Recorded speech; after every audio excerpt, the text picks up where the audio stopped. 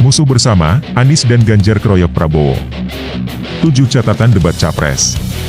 Oleh Dr. Syahganda Nainggolan, Sabang Merauke Circle. 1. Anies Baswedan membuka front terhadap Prabowo Subianto dan juga Jokowi. Soal penguasaan lahan milik Prabowo ratusan ribu hektar, gagal membangun ketahanan pangan dalam kasus food estate, soal anggaran pertahanan untuk membeli alutsista bekas dan gagal dalam etika. Soal Jokowi lebih disorot sebagai pemimpin yang tidak punya kemampuan diplomasi kelas dunia, cuma datang dan pulang dalam event-event internasional. 2. Ganjar Pranowo yang semula mengambil sikap damai kepada Prabowo, ternyata berubah memberikan serangan keras. Menurutnya, Prabowo tidak mempunyai penjelasan yang benar tentang pemutusan hubungan kerja pembuatan kapal antara PT PAL dan Korsel.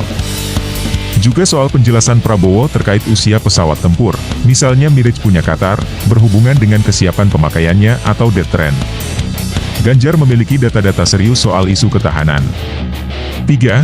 Terkait utang luar negeri, Prabowo meyakini utang dapat mencapai 50% PDB, karena Indonesia menurutnya masih terbaik di dunia soal utang. Anies meminta agar utang dibatasi hanya 30%. Menurut Anies, kehati-hatian soal utang penting, karena bisa menjadi sumber masalah. Kemampuan membayar utang, kata Anies, harus dilihat dari sisi kemampuan pemasukan negara.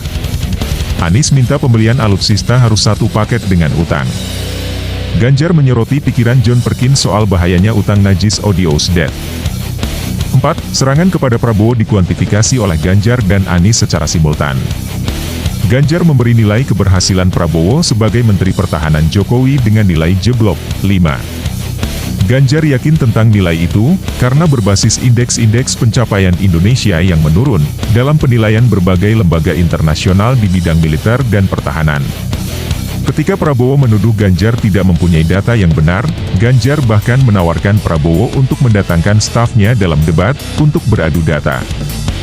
Ketika Ganjar memberi nilai kesuksesan Prabowo di angka 5, Anies merespons bahwa nilai Prabowo hanya 11 dari 100, jauh lebih buruk lagi. 5.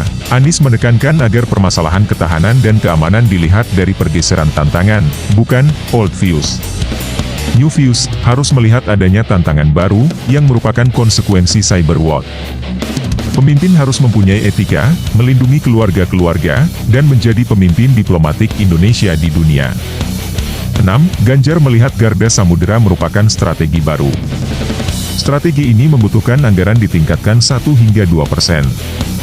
Prioritas di ranah laut diutamakan, kemudian udara dan lainnya secara proporsional.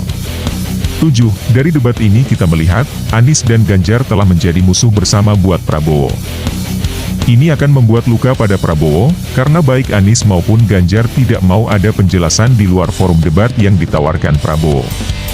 Akhirnya, kita melihat keunggulan Anies dan Ganjar, jauh di atas Prabowo, dalam tema debat Capres ketiga ini. Kelihatannya debat ini akan membuat kenaikan elektabilitas bagi Anies dan Ganjar secara signifikan.